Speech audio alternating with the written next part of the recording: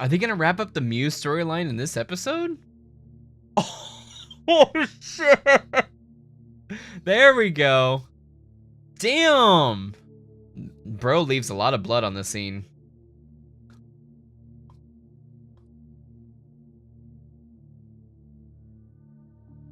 Muse is dead. Wow, she's a good shot. Pow, pow, pow, pow. God, the pacing, dude. Insane. Man, that was really speed ran. That was really speed ran, huh? I don't know how I feel about all that. Like, it was executed. I'm trying to take my critical hat off, man. I'm trying to take my critical hat off, but I can tell you that I don't like how speed ran that whole portion is. Like, if he is seriously gone now, damn, like a 2-episode arc. It seemed super, the build up to all of this has seemed off. It seemed like they thought they had more episodes in to that this would be such an emotional thing. The fight was sick.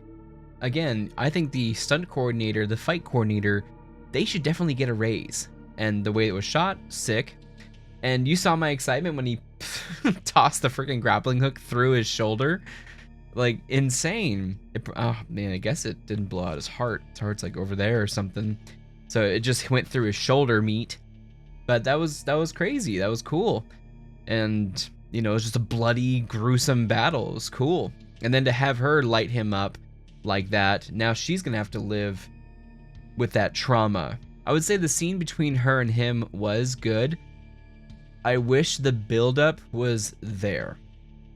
We could have, I mean, it was obvious from the very first freaking scene who this dude was, but at least have some type of buildup to this payoff of, you know, a mystery almost. And it almost seems like a different serial killer story that we've seen maybe from like a Dexter. Like there's a therapist who has a client. Maybe we should have seen more clients with her. I just wish there was more of a buildup throughout the season, more tension. We should have seen more of this kind of stuff. And I don't know if the TV show is doing too much. It's juggling too many storylines that it first had to deal with in the beginning portion, and now it's trying to do something else in the end portion.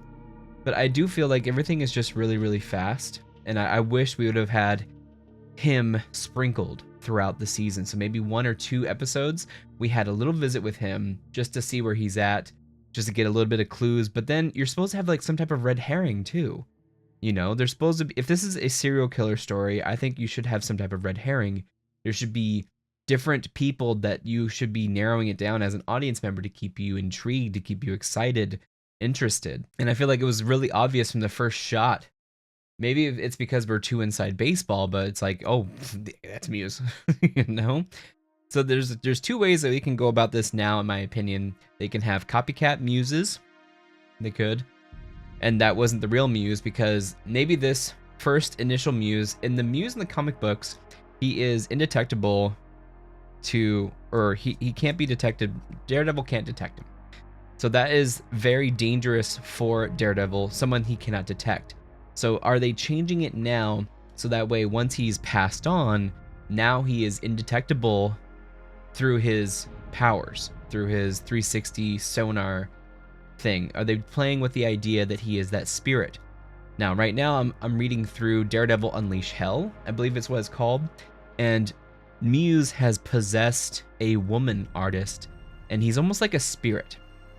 But even before, when he wasn't a spirit, he was a real person, he was not able to be seen by Daredevil.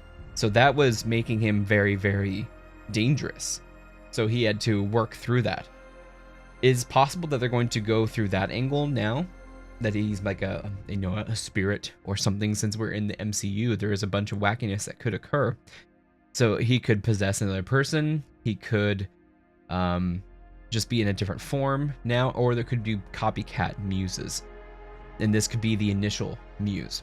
I don't know how that story would be interesting, unless it's, you know, I feel like it would retread a lot of grounds. But I thought the fight was sick. I thought the fight was gruesome. I thought the capture of her was gruesome. But again, I think the build-up was definitely lacking from there. And the very first scene, God, The ADR is all around pretty wild, and it may be because I'm hearing through these sound monitors, but I wonder how it sounds on the normal sound system, that kind of thing, because the ADR is so it's obvious. It's so obvious. It kind of hurts, and they're trying to make this hodgepodge patchwork work. And like I said, it's okay. I can see what they're going for. It's just the execution there is just it's off. It's off. And I really want to see. I'm curious to see if these are still holdovers from the original creative workflow, original creative thought, or is this this episode right here entirely created by the new creative team? That's what I'm really curious about. There could be some holdover scenes from this from the original. That fight was crazy, and Muse is dead. He's deader than dead. They held up his mask. He's done. Now, are the last 2 episodes going to be the hunt for Matt Murdock? We have 2 episodes left, and the only conflict that we now have is Kingpin, the criminal organization. Luca is now dead. That scene was cool. So it turns out Vanessa is playing with Fisk, and I think maybe they do respect each other. He should respect what she's built, and she respects what he's doing. You know, creating, like he said, institutional power versus power that he built for 10 years that Matt was able to destroy. So pretty cool dynamic they have there, and you can see maybe they're working together a little bit more now. There's a little bit less conflict.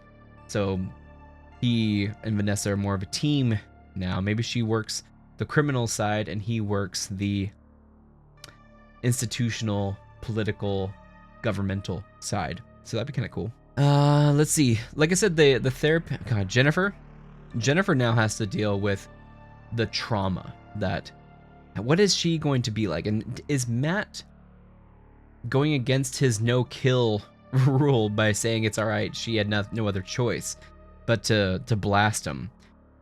I guess not, you know. I guess not. She doesn't have any other abilities, plus she was on the end of her rope. And who knows, I guess he was on the winning side already. So when she went full in with the shots, when she went full in, it was like there's no turning back from that. So is she now going to have to deal with that trauma of being a survivor, trauma of killing someone? Am I allowed to say that on YouTube? I mean, it was self-defense. It was, he had done so much and he was going to do more, and she does not have the prowess, fighting ability to hold her own in those circumstances. So she had the tool, she used it to great effect, by the way. Straight up, great effect. Center mass, wow, good shots. Maybe she has some past training, who knows. But yeah, she has to now live with that trauma, and as a therapist, she has to therapize herself. But again, do you think Matt is a contradiction when he says that she had no other choice and she took a life? He has a no-kill rule, that kind of thing, and that was the whole point of him turning his back on his persona as Daredevil. But yeah, the quality, I mean, it was cool. Like I said, the speed of it all just way too fast, and the build-up was not particularly good. But again, give those fight and stunt coordinators a raise. They deserve it. They absolutely deserve it. That fight was sick. Gruesome. Very gruesome. Very brutal. Like I said, it's a hodgepodge patchwork, and they're just now trying to make it work. You got to. But yeah, this new one, it's still like the best thing I think that Disney Plus Marvel TV has done. Besides X-Men 97, I enjoyed that thoroughly. X-Men 97, if I'm comparing them as TV shows, was executed more flawlessly than this. This one, they're trying to make what they had in the can work. And for the most part, it's all right. A lot of ADR, that's obvious. But so yeah, the last conflict that we have here is the task force, the vigilante task force that Fisk has made, and he's going to go after Matt. I think that's it. It was the report, the BB report's whole point was to get the word out that Daredevil has returned, so that way it would justify Wilson and the team going after him. What I'm really curious about is, since Wilson knows his identity, is that how he's going to show up in his life? Is he going to show up in his personal life, or is he going to try to do it under the radar?